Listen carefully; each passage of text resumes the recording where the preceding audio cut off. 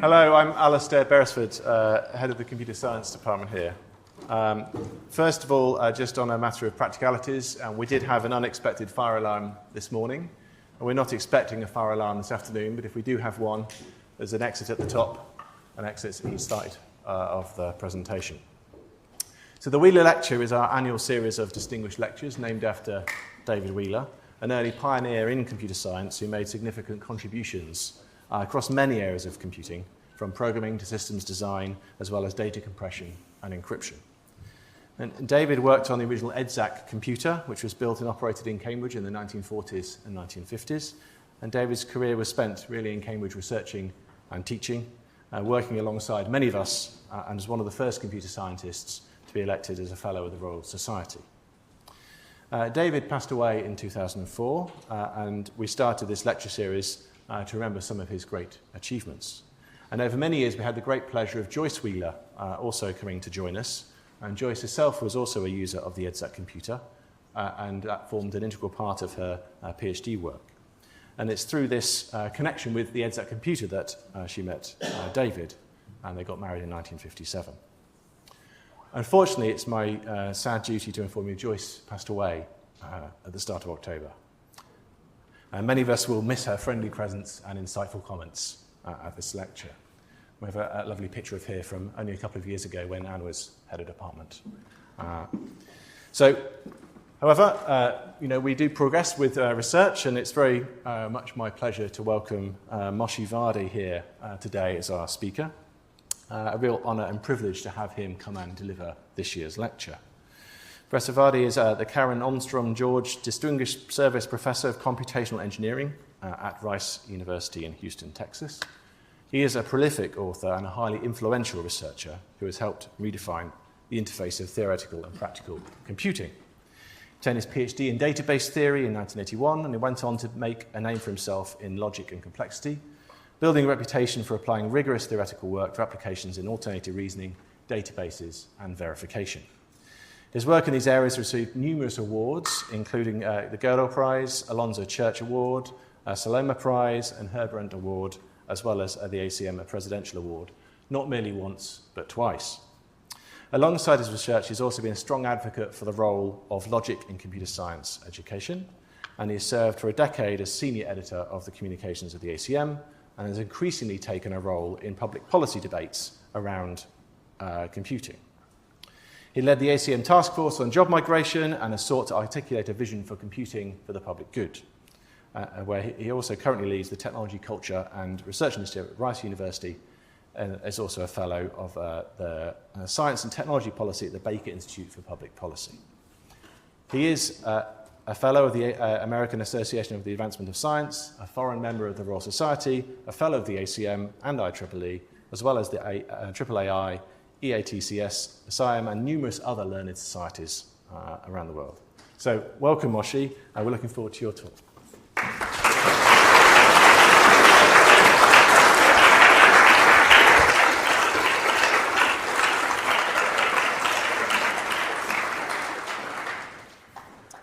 It's an honor and a privilege to be here with you today. I have good memories of sabbatical I did in Cambridge in 2006, Spent 6 months here, and I was telling Anu this morning how that actually was an inflection point in my career, but that's another talk. The topic I will talk about today, I've given numerous talks over my career. I think that topic is the most important topic I could be talking about. And we can discuss at the end whether you agree with me or not. I'll try to convince you of that. And I'll start by describing certain events. 2021, we had in the United States Winter Storm Uri. So a feature of the United States that you have to think about geographically, we have a mountain chain in the east, the Appalachian Mountain, and then in the west, the Rockies, and in between are so-called the Great Plains. So there is just plains, big plains. That means that Arctic air can come from Canada and roll down all the way to the Gulf of Mexico. And so we had suddenly like very strong cold spells. And that storm cost over $300 billion and over 700 fatalities. For a week, we had no power, no water, and I can tell you, when you have a week without water, it stinks, literally.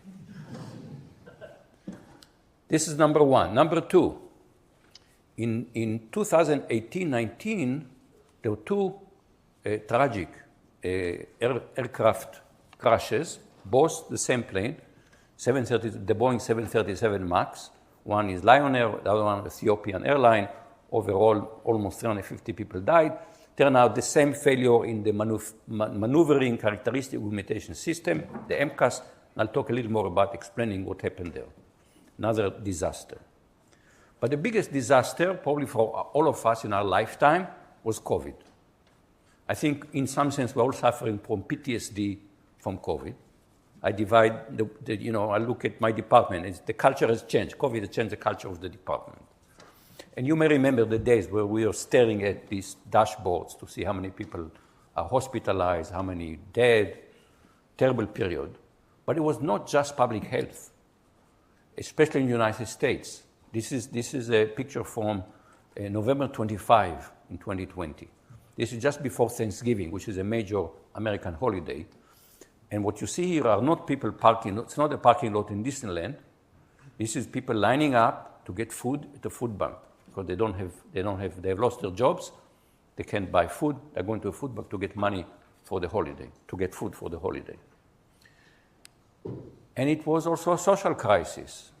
I mean, it's hard to imagine that the Black Lives Movement crisis would have happened without this whole general turmoil, social turmoil that was caused by COVID. Not to mention what happened in January of 2021, January 6, 2021, where we had practically an insurrection. So COVID was a pivotal event, the biggest event in some sense in our lifetime, I think. And one question one should ask is, why are we not ready for this? How come we are so under-prepared for COVID? And you might think, well, COVID was a black swan event. How do you get ready for black swan events? Turn out it was not a black swan event. Here is a book, The Viral Storm, The Dawn of the New Pandemic Age. And you may think, oh, this probably was written about COVID. But this was published in 2011. People were not warning us, the pandemic is coming, and the reason it's coming, the world is more globalized, people are living closer to some place, to nature, so there is a virus that comes from animals. And in fact, that question is still, this is the cover page of a testimony by the Secretary of Health and Human Services given to the Senate, to the Special Committee on Aging in 2006, preparing for the pandemic flu. So it wasn't a flu, but still preparing for a pandemic. Here's another. 2009, President Obama is meeting with science advisor in August 2009 to talk about preparation for the possible swine flu pandemic. 2019, this is now under President Trump. Crimson Contagion was an exercise, national exercise to assess preparedness, what happened if there's an influenza pandemic coming from China. What was the conclusion of that exercise? We're not ready. And yet, we were not ready. That's the question I want to ask. And to try to answer the questions, I want to take you back to the really bad old days, the early days, March 2020. The pandemic is just starting. And people are just starting to think, what will happen? Pandemic, what happens? And then there was an influential article that came up in March 2020 about flattening the curve. And what was the idea? All pandemic gave us a bell shape because the virus spread, but eventually virus out of new hosts, and the pandemic, maybe everybody is dead, but the pandemic goes down. So people said we need to flatten the curve. We may not be able to reduce the number of sick people, but if they happen all at once, the health system collapses. The health system cannot treat so many people happening at the same time. In fact, why flatten the curve? Here is a quote. Many hundreds of people were then optimistic. Many hundreds of thousands of infections will happen. They don't all have to happen at the same time. In fact, here is an article from April 2020 showing, here they show them wearing PPEs. Remember PPEs? Personal protective equipment. But they didn't have enough. nurses were wearing garbage bags with holes for the hands and for the eyes because they wanted to protect themselves. So in March of 2020, I happened to read this column in the Wall Street Journal and the title by William Galston, an economist, and he wrote, "Efficiency is not the only economic virtue." And that column really opened my eyes. And he wrote, what if the relentless pursuit of efficiency, which has dominated American business thinking for decades, has made the global economic system more vulnerable to shocks? And resilience, if you go to the dictionary, ability to recover readily from illness, depression, adversity, or the like. So he argued efficiency comes through optimal adaptation to an existing environment, while resilience requires the capacity to adapt to disruptive changes in the environment. So are you optimizing for the current environment, or are you getting prepared for possible difficult, challenging changes? And let's take an example, just-in-time manufacturing. So there is still a computer company, Dell Computer. And Dell Computer was never perceived to be a major innovator in technology. But they're a very efficient manufacturer, and they introduced just-in-time. So the idea is if you have a warehouse with spare parts, it's very expensive. You have to put the parts in the warehouse. You have to build the warehouse, put the parts in, take the parts out. While the parts are sitting there, they're doing nothing productive. Why not have the parts arrive at the manufacturing line just in time and they're needed? And then you reduce inventory cost. So it's much more efficient. But it assumes best case logistics. The parts have to arrive just in time. If they are delayed, the line stops. So you're taking a best case assumption. When the best case assumption failed? During COVID. So this is a picture that I actually took at Costco, which is a kind of large warehouse-style grocery supermarket, essentially. And this is the paper products section. Here is something you don't see there. Paper products. And the question was posed again in an article in the Wall Street Journal, why are there still not enough paper towels? And I think they want to put they were a bit embarrassed to say why there are not enough toilet paper. And they wrote, blame lean manufacturing, a decades-long effort to eke out more profit by keeping inventory low, left many manufacturers underprepared when COVID-19 struck, and productions are likely to ramp up significantly anytime soon. We're so efficient, we lost resilience. And the ultimate example of that, what happened when one naval pilot piloting a large container boat made a mistake. And the boat went into the edge of the Suez Canal. The Suez Canal is a major thoroughfare for marine traffic. And suddenly, one person make a mistake, and world shipping is suddenly degraded for weeks until they were able to recover from that. That's the example. Now, why are the boats so large? It's more efficient.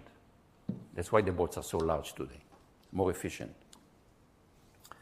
And going back to COVID, hospitals were overwhelmed. Why were they overwhelmed? Again, Wall Street Journal, September 2020. Why did COVID overwhelm hospital? A years-long drive for efficiency. Health systems have kept a tight rein on employee numbers and expanded outpatient care, helping their finances, making them less prepared for medical crisis. And in fact, if you remember how COVID started, the initial surge of death were in nursing homes. I remember sitting in the first week of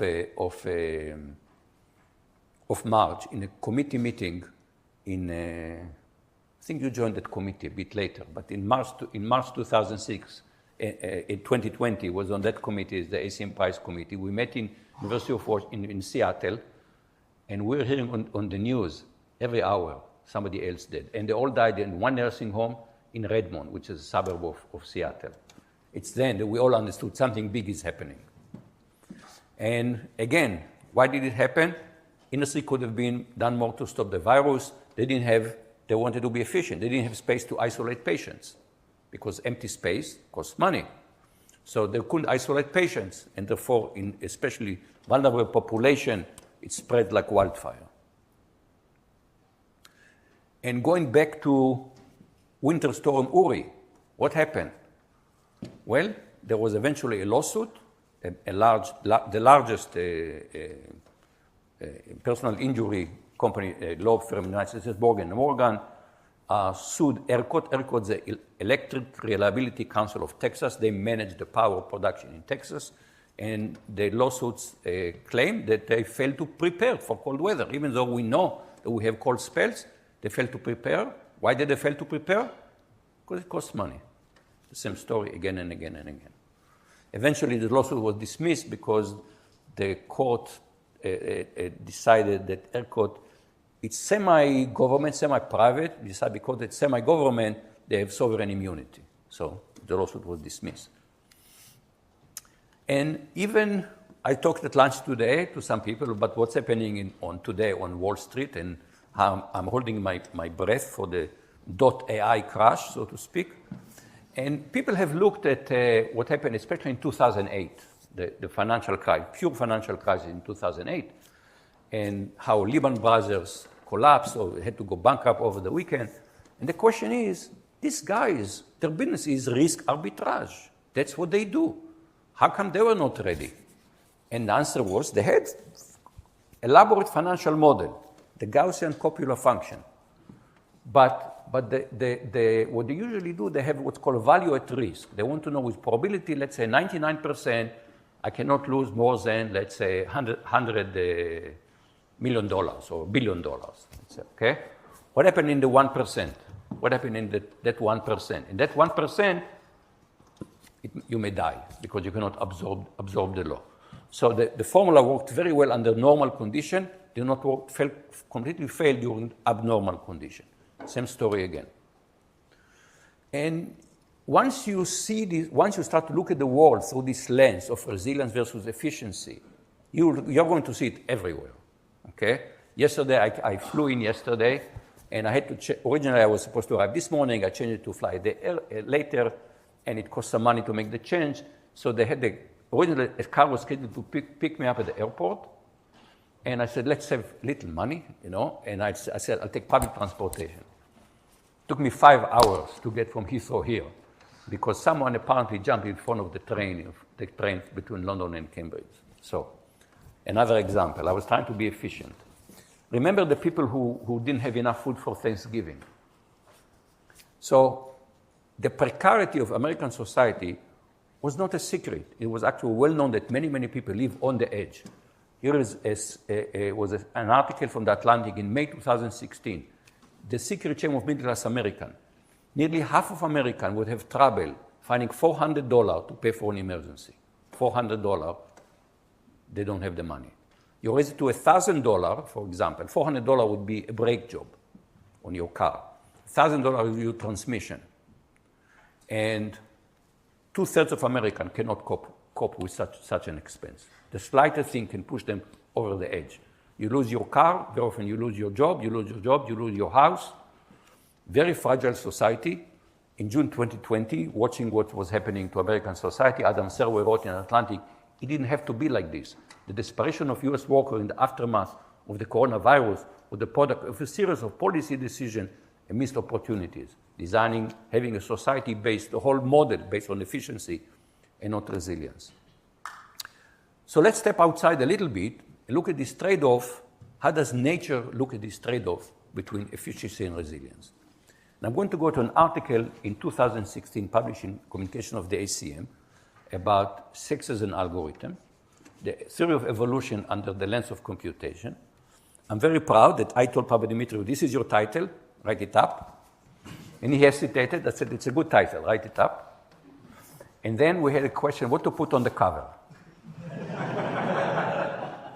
So finally we put pig. You wouldn't believe how many complaints I got about pink color. But it's a very serious article. And what are they asking in the article? So if you look, you can think of evolution as some kind of a optimization problem, optimizing to an environment. Okay? And there are two algorithms that we use in computer science that are inspired by that. So if you look at bacteria, it's all about mutation. So it's a local search. And we use simulated annealing. It's a classical optimization algorithm. Sexual reproduction corresponds to genetic algorithm, where you also crossbreed chromosomes. And if you have experience in this area, you know simulated annealing is much superior. So why does nature use sexual reproduction? What is the reason? That's the question they ask in the paper. And they have an answer. And the answer is yes. Simulated annealing, so asexual reproduction is more efficient, but sex results in more diverse, the species becoming more diverse genetically. Why is it good to have more diverse species? Because if the environment changes, individual organisms may not survive the change, but the species will survive. And evolution works at the level of the species, and therefore survival of the species. So the fitness of the species also include diversity. And you can think now, that means you can think of efficiency versus resilience as a trade-off between short-term optimization and long-term optimization. What does nature prefer? Well, here we are. It took life, I don't know, about a couple of billion years to develop here. So it's all about the long term and survival. In fact, Darwin told us, it's not the strongest of the species that survive, not the most intelligent. It is the one that is most adaptable to change. So it's about resilience. So nature prefers resilience because of that's how we get survival. And here is a beautiful, when I saw this picture, I said, wow, look at that. This is natural pine versus genetically modified pine. At the bottom, you see a natural pine. At the top is GM pine. And what is the goal? It should grow faster, right? Because you plant a tree, you have to wait. You look at the tree at the bottom, how many years you have to wait before you get finally the beam. So the one at the top takes much fewer years to produce. Which one do you think is more resilient? Okay? To me, this is beautiful to see the trade-off in one picture. Let's go a little bit to computer science. So the closest we have to a Bible in computer science, Art of Computer Programming by Don Knuth. And it's all about analysis of algorithm. And you go to Wikipedia, what is analysis of algorithm? The process of finding the computational complexity of algorithm, amount of time, storage, or other resources needed to execute them. So analysis of algorithms is all about efficiency. That's the main focus. When we talk about computational complexity, it's all about efficiency. So let's take one of the most famous algorithms in computer science, PageRank. So PageRank was a beautiful idea due to Larry Page, and that's what launched Google. And the idea was that how do you measure the importance of a website? See how many other websites are pointing to it. If you have many incoming pointers, it's an important website. But if you have many important websites point to your web page, then it's very important. If you have many very important websites pointing to your web page, you are very, very important. And you go on and you have a nice model. It's had to do with eigenvalues and random walks. But the algorithm, I remember when the Google search engine came out, it was magic. Before that, you use, people remember Alta Vista and things like that. And you go pages by pages of pages, of irrelevant pages. And suddenly, poof, the very top link was most likely the thing you're looking for. But then people say, wait a minute. Extra links make me more important. Good. I want to start a, Malaysian restaurant in Houston. I want people to find it. I'll create many fake websites. They'll point to each other, and they'll point to my Malaysian restaurants. And so this became a whole industry, search engine optimization. And so eventually it became clear that PageRank is useless because people are trying to fool it. It's not a resilient algorithm. And it was retired. And today if you ask Google how do they rank web pages, they say trade secret. They will not tell you how it is because as soon as they will tell you how to do it, how they do it, people will try again to optimize against it. I want to switch to a little bit to something related, which is friction. Okay? So if you're efficient, you think friction is a bad thing. You want to eliminate friction. And already in 2013, I wrote in one of my columns, our discipline is dedicated to reducing friction. Latency must be eliminated. Bandwidth must increase. Ubiquity must be universal. Our goal is to reduce the friction of computing communication as much as possible. In fact, if you go back to when Mark Zuckerberg described the philosophy of Facebook, he called it frictionless sharing. Sharing should be easy. But now we know sharing is too easy. I know, I share too much, okay? And now we know that what happens when you have this easy sharing. You get all kind of the pathologies of social media, filter bubble, fake news, extreme content. And it's all because it's just too easy. So easy is not necessarily good. Here's another example. So in May 2010, in 5 minutes, the stock market in the United States, the Dow Jones, lost 600 points. It means in 5 minutes, $1 trillion of value disappeared in air, in thin air. Poof, $1 trillion. It was known as the flash crash.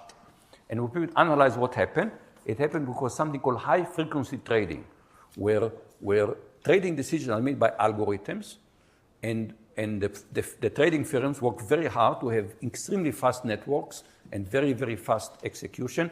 They want to, from the decision to execution, they want it to happen in microseconds. And what happened is suddenly there was some event that triggered many, suddenly everybody was trying to sell, same signal, all the automated trading decided to sell, the market crashed. Now, what's the purpose of this the very, very fast trading? So the proponent says, oh, it increased the liquidity of the market. But people who study it says, no, at some point it becomes just a race to the bottom. It doesn't change, doesn't make the market more liquid if you execute in 1,000 of a second or in 1 microsecond. An article in an economic journal said, the high-frequency trading arm race symptom of a flawed market design. And in fact, the SEC could have intervened and by regulation said, no, there is a lower bound to execution instead of continuing to racing to shorter and shorter. Another example is even in personal affairs, okay? So I'm old school, but the younger generation use dating apps. And then in 2018, Jenna Birch wrote in the Washington Post a column, why is it so hard to go from a date to a relationship? And she wrote, despite of the swarms of matches over the years, I never had an update turn into actual relationships. Now that was her personal impression, but studies have shown that this is really the case. That these dating apps are efficient, but they don't give resilient relationships. And the answer is kind of obvious, because if you invest little in making it happen, if it doesn't work, oh well, there'll be another one. You're feeling less invested. In fact, there is a well-known country song, easy come, easy goes. No hard feeling, darlings, no regrets. If you're less invested, oh well, okay, you care less. Something that's very relevant to all of us. We live in a very weird world. In the normal world, we're governed by laws. Laws are developed by legislatures. Watching the laws made is watching sausage being made. We all know. It is not the prettiest thing in the world to watch laws being made. But at least there is some transparency. But then we have our cyber life. We all carry computers in our pockets. We all spend a lot of time using computing technology. There is another law. Normal laws do not apply. Every time you use a device, you have a laptop here, and to use that laptop, you have to sign an agreement, a contract with the company. What was it called? Terms of services. And you click through. Anybody has read the contract? Okay. 2 of us. We need to start a club. Most of us have no idea what's in the contract. It's actually horrifying. I only read one because Rice wanted to sign a contract with Google for Gmail, for student email on Gmail. So I had to read the proposed contract compared to the standard one. It turned out the proposed contract was much better because they know it was going to read by lawyers. So it was a much, much better contract. But these contracts absolve them from any liability. No liability. You cannot sue them. You're giving consent to mandatory arbitration. And we spend so much of our life there now, and all these laws were written by corporate attorneys. And I would paraphrase Kate Crawford, everybody is now scared of AI technology. I would say, I'm scared of corporate power, not AI technology. I'm scared of the companies that are wielding the technology. So imagine, at Rice we have the engineering quad, and just across from me, on the other side of the quad, we have a mechanical engineering department. And imagine I will go to mechanical engineering and tell them, in computer science, we think friction is bad. You guys should do the same. You should eliminate friction everywhere, anywhere. They look at me and say, are you out of your mind? Depends when, okay? The tire and the road, of course I want a lot of friction there. The drive shaft, I want to minimize friction. It depends where and when. Don't you guys do the same? I say, no, we just don't like friction, period. So let's go back to the 737 MAX. So what really happened there? So here's the story of what happened there. So Boeing designed a new jet engine that would be more fuel efficient. Now, normally you design a new engine, you have to design a new airframe just for that engine. That's expensive. So they say, why don't we use the 737? And that combination is the 737 MAX. But there's mismatch between the new engine and the airframe, and it caused instabilities and became very difficult to pilot it. No problem, they say. We'll design an automated pilot that will stabilize the plane. That depends on measurements. How many sensors should we put in? Well, sensors are expensive. Let's put one sensor. That should be enough. When that one sensor failed, the plane lost stability, the pilots could not pilot it, and 2 planes crashed, and almost 350 people died. So what happened here? Efficiency, fuel efficiency, and time to market at the expense of safety. And this has become, people have written about it. David Gelles wrote in the New York Times, Boeing 737 MAX is a saga of capitalism gone awry. What happened in Boeing, used to be an engineering company, and then they had the merger, I think, with McDonnell Douglas, and the MBA became the CEO. The accountants became the CEO, and everything became about money. Article in the Atlantic just last year, somewhere along the line, the plane maker lost interest in making its own plane. Can it rediscover its engineering soul? Sad story. Let's talk about computer security. We know there's no computer security. We have computer insecurity. And I wrote something about it a couple of years ago. And one of my colleagues, a security researcher, wrote to me, oh, you don't understand how things work. I said, please explain. So here, this is very colloquial. This is verbatim explanation. First, somebody built a thing, and it's super useful. Then eventually, somebody else come along and find a vulnerability. Then security becomes part of the engineering process. Just like we need to make sure our code doesn't have bugs that make it crash, we also need to make sure our code doesn't have bugs that can make exploited for bad purposes. Turn the current for enough years, eventually security gets better. So security is an afterthought. Why? Because security is expensive. And in fact, surveys of developers shows, first you build a system, because features sell. You don't sell a system for security. Features sell, and then you try to add security. But when you try to add at the end, of course, it's too late. So here we are. One way to look at it, you look at all the Turing Awards that were given and find one in cybersecurity. And the answer is there is none. There are 4 in cryptography, but none in cybersecurity. And when I was interested, I wrote about it, and I wrote to the award committee. And they says, okay, name an accomplishment that is Turing Award deserving. And I couldn't come up with one. So it's a state set of affairs. We know now that it's possible to attack major infrastructures. Hospital has been attacked by ransomware. And this is really a major risk for our life. And you think this should be existential crisis for computing. And yet, nobody is saying, you go to a security conference, okay, we publish a few more papers, things happen. Nobody has a sense that this is an existential crisis that I think it should be. And one problem, we cannot dissociate what's happening in academia, what's happening in the industry. And let's compare what happened with the computer industry with automobile industry. So 1910, the Ford Model T rolls off the manufacturing line, become a huge, very popular car. Then people discovered that one problem with cars, people die. People get injured and people die. And we have spent the last more than 100 years trying to reduce fatalities and collisions. And in fact, there's government board. In 1926, the US Congress established the National Transportation Safety Board. We don't have anything similar to cybersecurity. In fact, you try to have any regulation, Silicon Valley stands up and screams bloody murder. Don't regulate us. Regulation will stifle innovation. Okay?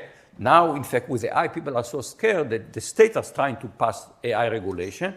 And what Trump is trying to do is to stop the states from passing AI regulation. Because if you see the picture of the inauguration, Silicon Valley was sitting on the front line of presidential inauguration. And by now we've seen it. Tech will not fix the cybersecurity problem unless it is forced to by law and regulation. And here's a nice, I got these slides from a colleague of mine in Iceland.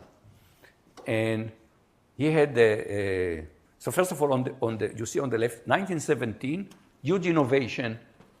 You put a white line in the middle of the road to separate left and right. Now we think about it, we say, obvious. Somebody had to come up with this idea. Before that, people drove anywhere they wanted to. Then we said, no, let's separate left from right. We're still debating over the two sides, but at least in principle, we know we're supposed to separate them. And the picture on the right from my Icelandic colleague, he had a frontal crash. He came out okay. And he took a picture of himself after the crash. Look at the car. So how come he was okay? He was wearing a seatbelt, he had an airbag, and today the cars are designed so the front absorbed the crash. So he came out, after the car was totaled, he was fine. Now, efficiency first I talk about it so far in the context of general context, but we have to go to economics, because remember, the first observation was about economics. So my thesis is that, again, we've been focused so much on efficiency in business and economics, we've neglected resiliency. For example, we talk about the supply chain. It's very, very fragile. And here is kind of amazing thing. In February of 2020, this is about 2 weeks before COVID explodes on us, President Trump defines a huge cut to CDC budget. He says, we'll hire more doctors when we need them. Of course, when you need them badly, it's too late to go and hire them. If you remember the Crimson Contagion said that the United States is not ready for pandemics. What was the response? In 2019, the Trump administration shut down the CDC Vaccine Safety Office. So all to save money. So let's talk about economic efficiency. What does it mean? So I went to Investopedia, which is Wikipedia for investment. And they tells us that economic efficiency means that goods and factor of production are distributed or allocated to their most valuable use and waste is minimized. Okay, so far so good. But they go further. Free markets advocates argue that through individual self-interest and freedom of production and social consumption, economic efficiency is achieved and the best interests of society as a whole are fulfilled. So efficiency gives us also serve the best interests of society. This is the claim, and many people believe in it. And in fact, in 2010, I was on sabbatical in the Hebrew University. It was just after the crisis. I decided I need to teach myself a little more economics, and Hebrew University has a fantastic economic department. I went to some people there and tell me, do you have a theorem that capitalism is better than Marxism? They said, not quite, but go read about the first welfare theorem.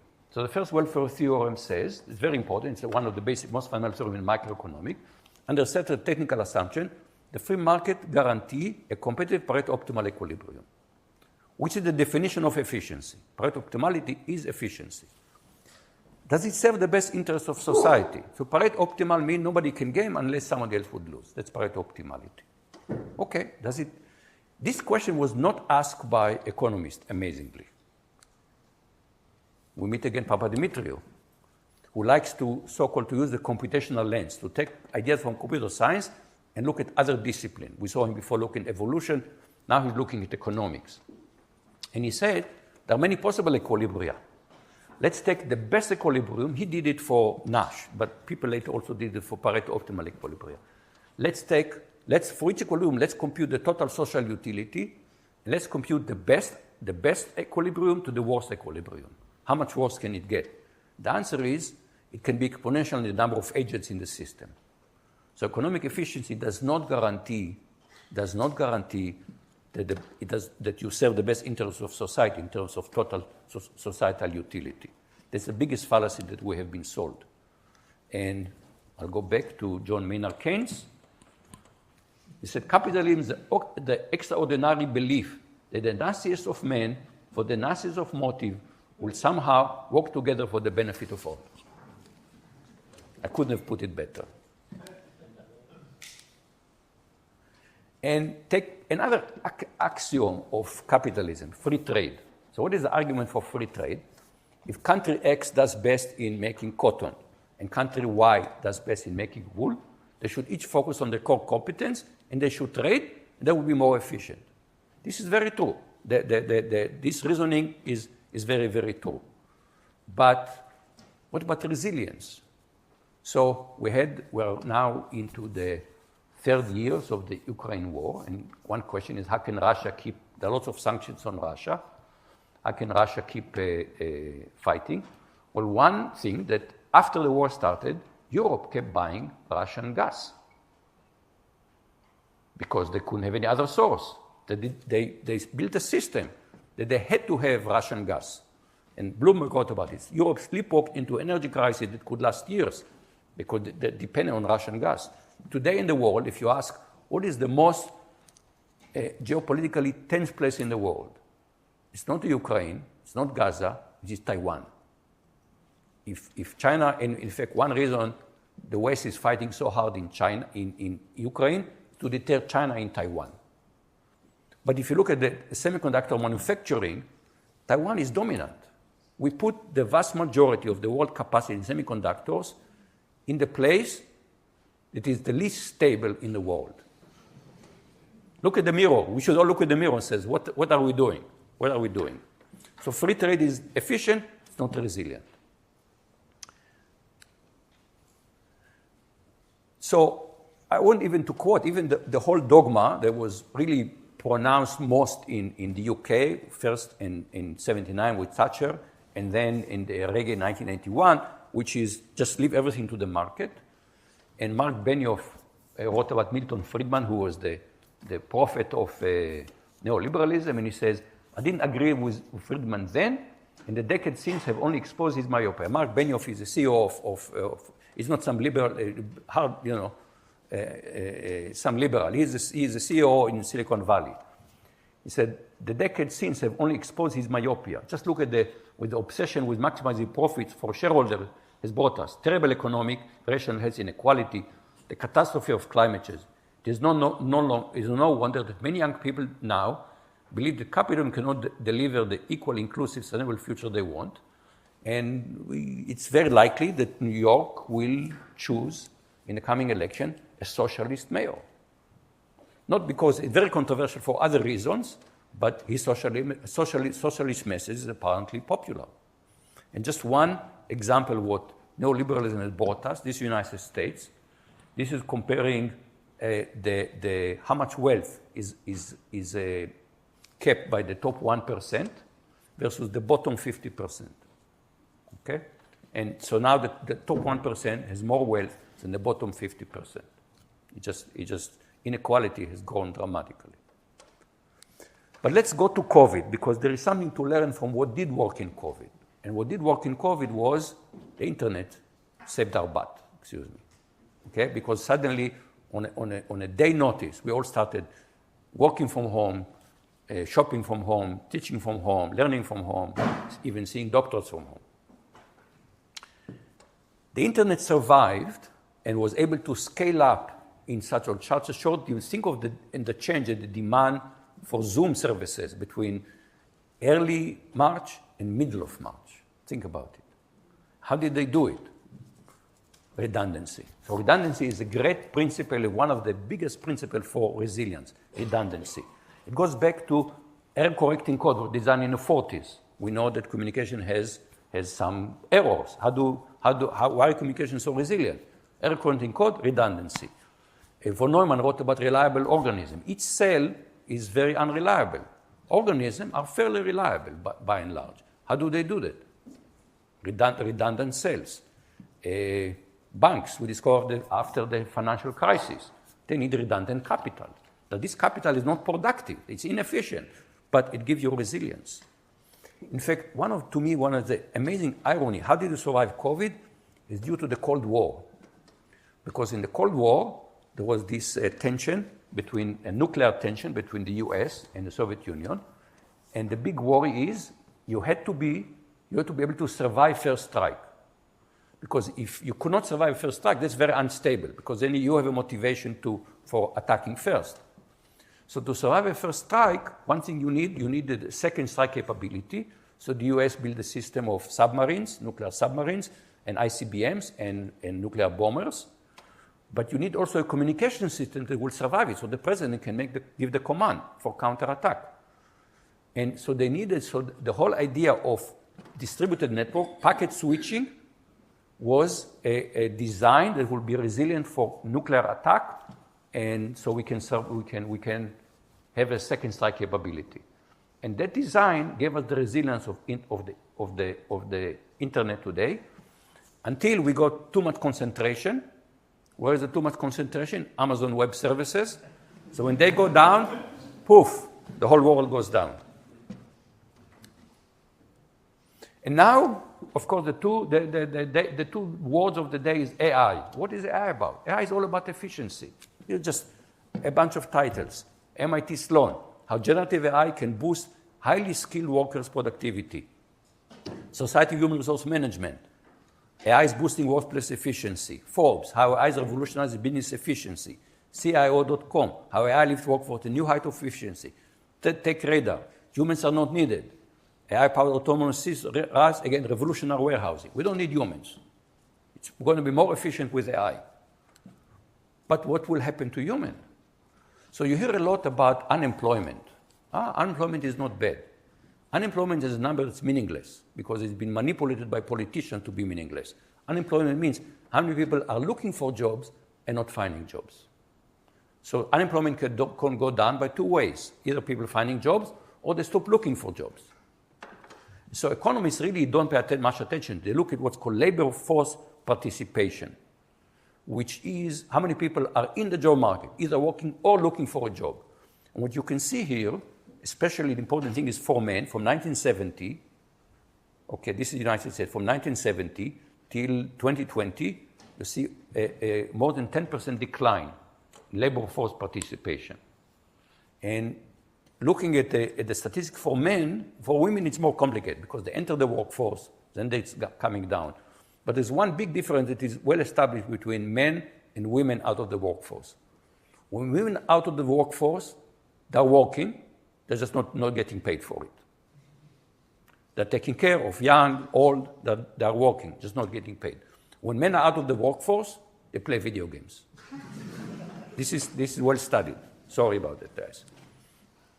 So, and if you look, people try to explain why labor force participation is down. Here is a report from Federal Reserve Bank of Richmond. Much of the decline is due to increased technology, automation, and import competition. Technology is about efficiency. Automation is about efficiency. Free trade is about efficiency. And we are actually now facing the situation that the graduates, the computer science graduates of last May in computer science was perceived to be the best possible career. And the title in the New York Times in August was, forget about $165,000 in Silicon Valley, Chipotle, here we come. Chipotle is a restaurant. The computer science graduates cannot find jobs now. So I want to summarize. Resilience is a fundamental but underappreciated societal need. And we need to start thinking about it. We need to start thinking about it in terms of societal issue, but also in computer science. Are we building resilient things? And that means that you have to think about very long-term and very rare events, and we're not very good at it. For example, in Texas, when I have to renew car registration every year, and every time I do that, I have to provide a proof that I bought insurance for the car. So the state is forcing me to buy insurance. And you say, why does the state force me to do it? Why do I buy insurance? It's for resilience. It's my own resilience. Why does the state force me to do it? The answer is because the state knows. If you leave it to people, they will say, I'm a good driver. I don't need insurance. Because insurance is very inefficient. Most of the time, if you look at how much money you pay to the insurance company versus how much money you got back, everybody knows, the insurance company makes money. It's inefficient. It's only for resilience. We have to be forced to do it. And we need to think about other disasters that's coming up. This is the only, we had COVID, we already had some heat waves, the United States, very dramatic heat waves, catastrophic fires.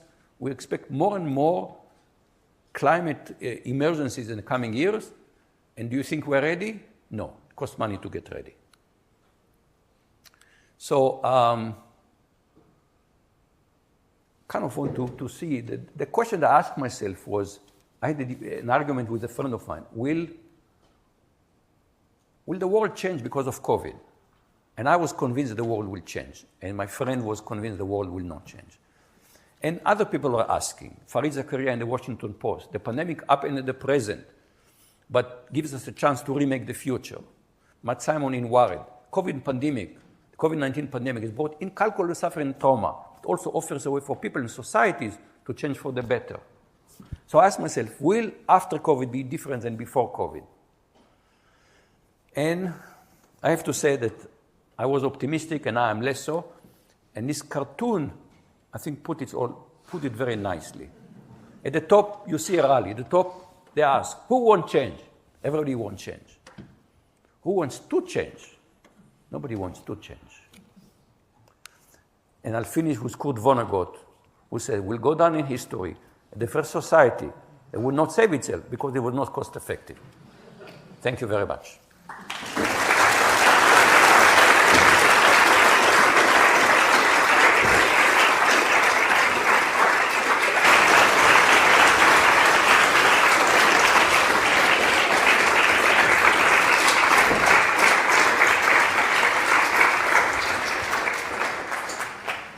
Okay, we have some time for questions. If people have questions they would like to ask.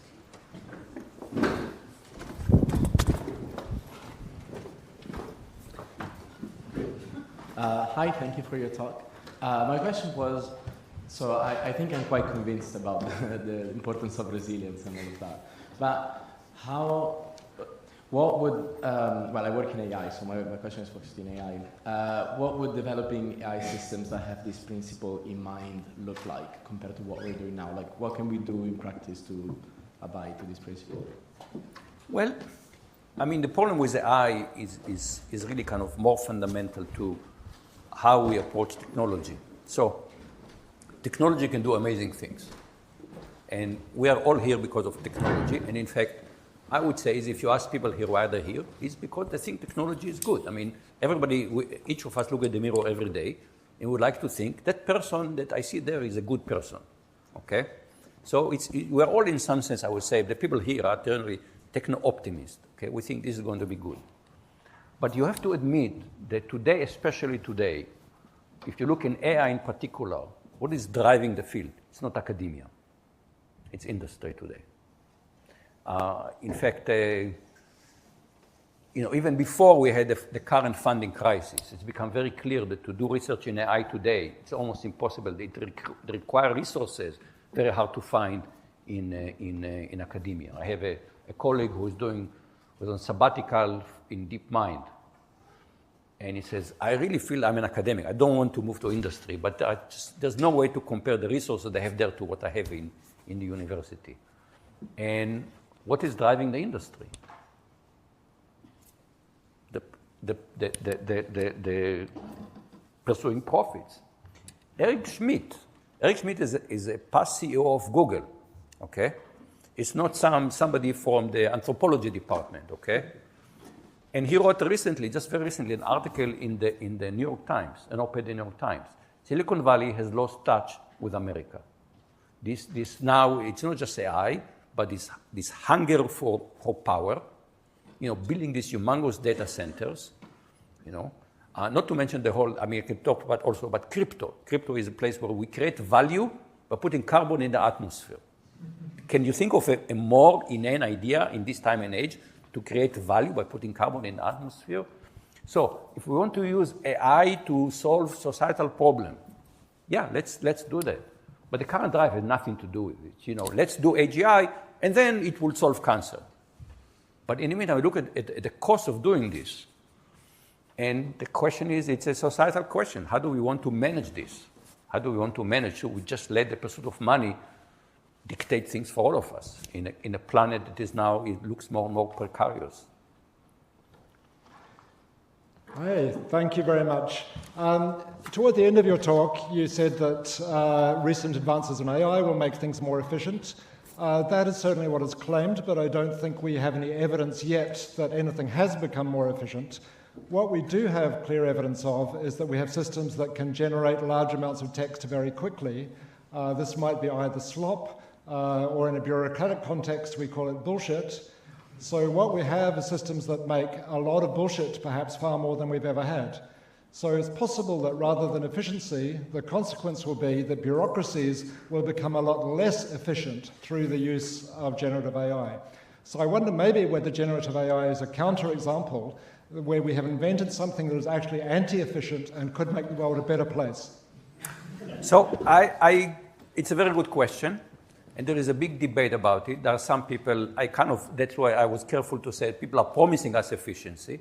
There is a debate whether they are delivering it. And there was a recent MIT study that says the companies that are adopting it are not seeing the efficiency results because of all the, it's a bullshit generator. So it's not clear. And part of the the debate again about this wave of investments of hundreds of billions of dollars investing in AI, is it going to be a productive investment? And there are more and more voices that are coming up even from Wall Street. They're saying the market looks like it's ready to blow up. It looks like a bubble. It looks like the dot-com era. And this wave is not going to do it. Nevertheless, what we can learn from the dot-com era was that there are technological hypes. We've seen it with the dot-com. I think we're seeing now with the AI. But ultimately, the internet did change the world. Okay, so yes, there was a blow-up. People put way too much fiber in the ground. But eventually, that meant that we would not have I wouldn't have the ability to have Zoom for my house if the fiber was not there from the dot-com era. Okay, these things do happen. So I actually am a pessimist on the short term, what's going to happen with the AI market. But I think if you look at the longer term, it may not be ChatGPT, it may not be Gen AI, but AI is continuing to make progress, and it will change our life in at least as big way as the internet changed our life. The debate is we should ask ourselves, yes, we have more information. Is our life better because of the internet? And we should ask, is AI going to make our life better? And there, I don't know what the answer is. Hi, thank you very much for the talk again. I'm sure many of us in the audience are very convinced to prioritize resilience more. But speaking as kind of an individual, when you look at the incentives that we have as individuals to produce work, there just aren't really incentives for individuals to prioritize resilience over efficiency. If you look at like academia for like publishing papers.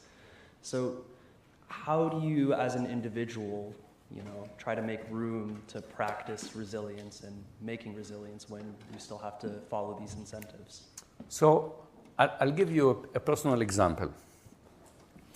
About a decade ago, a bit more than a decade ago, a major tech corporation wanted to hire me to be a lab director. And we'd get to the interview stage.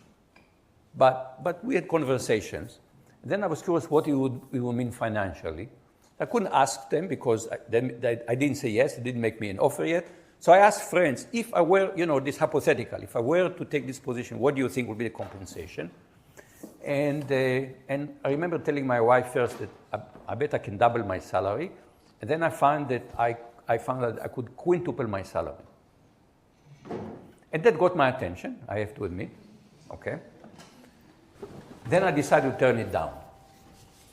And the main reason I decided to turn it down is because you may see I'm a bit opinionated.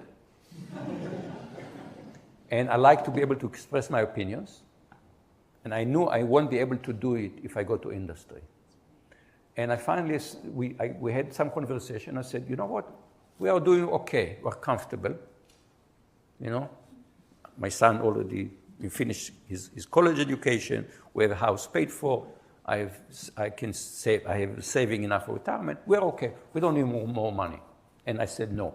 And I'm very happy. One of the best decisions in my life was to say no. And so this goes back to the question is, efficiency versus resilience is a trade-off. Trade-off, I could give a whole talk just on the concept of trade-off. But the summary, an economist from Stanford said, in real life, there are no perfect solutions, only trade-offs. Everything you do is a trade-off, okay? The essence of becoming an adult is to realize you're managing trade-off. Why do we give children an allowance? So they, instead of saying, I want ice cream, I want a cookie, I want this, you say, here's your money. You spend the money now here, you won't have money later. You're learning about trade-offs. So how do you decide between efficient and resilient? You kind of, there is a concept in economics of satisficing, deciding what is the minimum for me, and then to say, okay, this should be enough. This should be, I should be able to say this is satisfactory. So instead of, we think of economics usually in terms of optimizing. I want to get the maximum. But most of us don't operate this way. Most of us say, you're here, you're at Oxford, you're getting, say, you probably can think of somewhere else you would go and you get more money. And you said, no, but it's not worth it. I'm happy, I like to be a professor, I like to have bright students, Cambridge is a nice town, I'm not going to try to make more money. And you cannot reduce it to you cannot reduce it to some mysterious utility. You just say, okay, this is good enough. All of us face a trade-off, academics in particular know about it, work-life balance, okay? Work-life balance.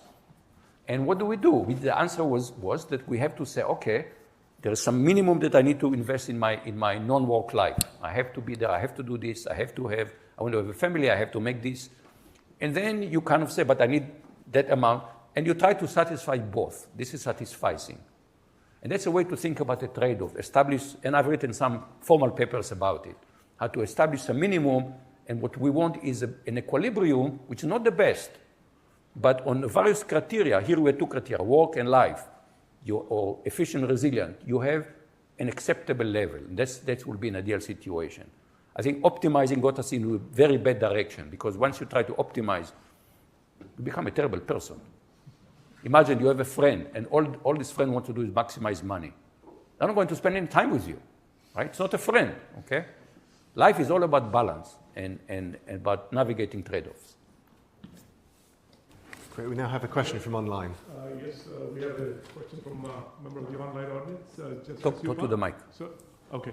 So we have a question from a member of the online audience. Jessica Supa asks, if we have benchmarks in resilience, would you say this negatively or positively impacting research? Would you see this negatively or positively impacting research as it encourages optimizing the system for resilience, for example?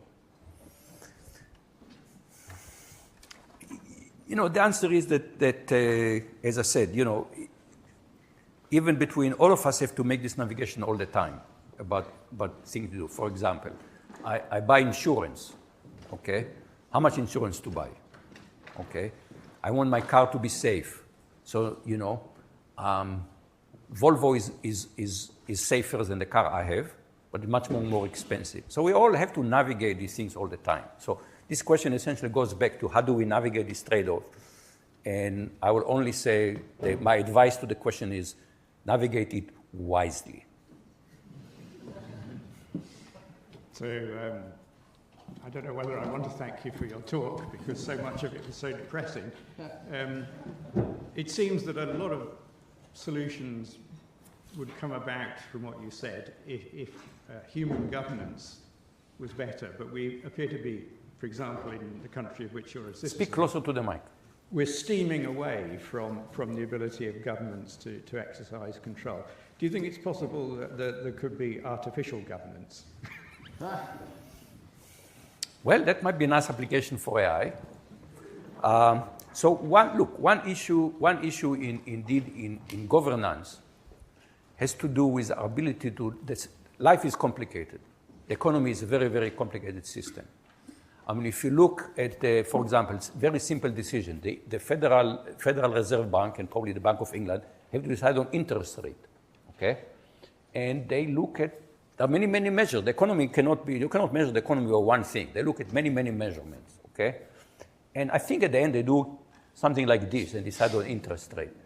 And, you you go to the doctor at some age of your life, and my doctor told me I need to get on statins. I said, I'm in good shape. Why do I have to get statins? He said, well, your age increased from last year by 1 year, and I have a risk calculator, and my risk calculator says now you need to get on statins. Okay? So I said, what numbers do you have then? Well, it's age and blood pressure and triglycerides and LDL, HDL, 5 numbers. Now think about it. Imagine that, and there were some ideas. There was a company, I think Serrano, that tried to say, let's take one blood draw, measure hundreds of proteins, study the correlation, and get a much richer picture of this. And in principle, I think it's a good idea. You can get much richer pictures than looking at 5 numbers to decide on my cardiac risk. And it's possible that we do more research on it, we learn to manage the economy better. We look at better, regulation always has cost. And very often, we're not doing a good job at managing this because of the complexity. So yeah, I could imagine there will be AI, big data that will be able to look at hundreds of indicators and come up with better way to manage the economy. What we need is not artificial intelligence, first of all, but natural intelligence. That's what we seem to be lacking. Thank you very much for your insightful talk. I think probably everybody agrees with you that resilience trumps efficiency, in this room at least. And, but how do we persuade the main actors who can actually make an impact in making this choice, like governments, for example? So how do we persuade the UK government that it doesn't run its NHS at 99% efficiency, whereas in France, for example, they run it at 80%. So how do we say to the UK government, have 20% more doctors than we need so we can cope with the crisis? We, as academics, we can't compete with the large computation powers, but therefore we have to find smarter solutions. So how do we persuade these actors? Well, somebody heard me give a talk a couple of years ago and said, you should go into politics. But I despise politics, and I don't think I'm going to be good at it. I think I'm a bit too blunt for politics. So I think this is what you're asking is kind of one of the central questions of our lives. Okay, we look at the world and it doesn't look good, and we think we can do better with a better government. How do we get it? And I think partly, really, the world we live in today, to a large degree, was shaped by Margaret Thatcher and Ronald Reagan, in my opinion, because if you look at what happened even to the so-called left in both the UK and the US, you had New Labour, we had New Democrats. When Margaret Thatcher, after she retired, many years after she retired, somebody asked, what's your proudest accomplishment? And she said, New Labour. That was the proudest accomplishment. She was able to move the dialogue to the right. So, for example, I asked people which president said, the era of big government is over. People say, US president, probably Ronald Reagan. Answer is no. Bill Clinton, second inaugural address. Okay?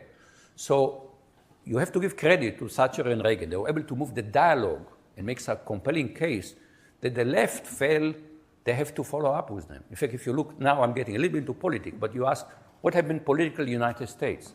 Then politically, you heard about the MAGA movement.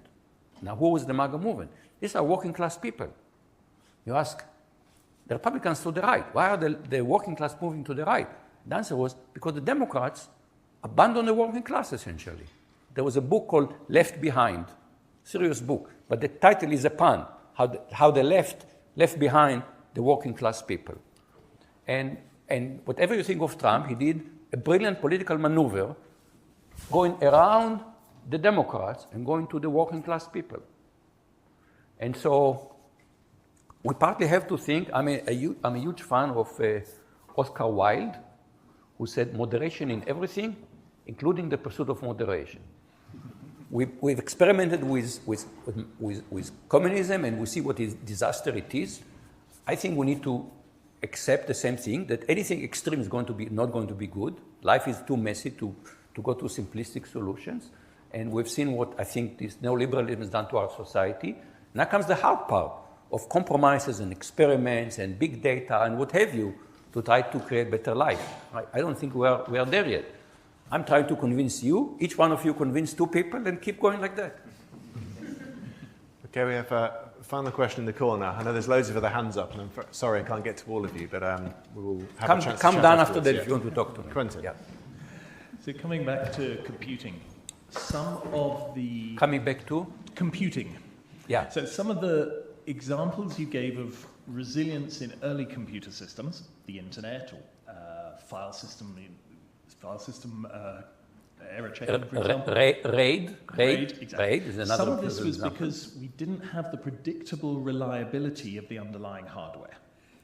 And I would suspect that some of the reason that we have become less focused on this is because computers have become too reliable, storage has become too reliable, we don't worry about it so much. Do you think there's any hope that now that people are interacting with computers through AI, which is intrinsically terribly unreliable, that we might actually have to build layers of resilience on top of that, and that it might actually result in more secure systems or more resilient systems? So our experience usually is when you try to build resilience on top, that it doesn't work very well. I mean, you look, for example, I talked about cybersecurity, but I didn't have time to go in depth. You look at the design of the internet. So the internet has no security. Now, the people who design it were not stupid or not bad people either. What did they say? They had an argument. The argument is security is a buzzword. But what security means specifically is very much application dependent. And so the security will be at application level. What do we know today? If you build security application level, but not below, people are always able to find a way to tunnel underneath, okay? To tunnel underneath, like think of example like side channel attack, all kind of things like that. One of the most fundamental idea of hacking is tunneling, okay? So, really what we should have tried to do is to figure out, okay, yeah, there are many different security properties, but there are certain common security primitives, and we should build them into TCP/IP, and then we'll be able to build really secure security at the application level by using these security primitives.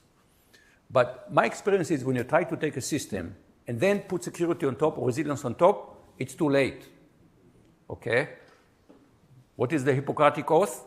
First, do no harm, okay? Don't try to put it on top. You have to think about it. So we need to try to think, okay, how do we build AI? So it will be from the beginning. How do we build resilience into AI? And there are some people who, they're just active researcher. You can look at the concept of AI with guardrails, how to use guardrails on AI, or restraining bolts, some of the different buzzwords that people are using to try to think, how do we build AI that will be more resilient and more, and instead of what we have today, which is nothing. You cannot quantify anything. You cannot say anything about it, right? It's however it feels today. Great, that seems like a lovely point to end. Time to wrap up. Yeah. So we've got a lovely book about computing in Cambridge we'd like to give you as a token thank you for your talk. Lovely. And after the talk... Somebody should take a picture of me in the book. All right, I can do that in a minute. We now we're going to break for tea, and there's tea and some refreshments on outside, and also another chance to ask Moshe more questions that we didn't get round to. So thank you all, and thank you for coming.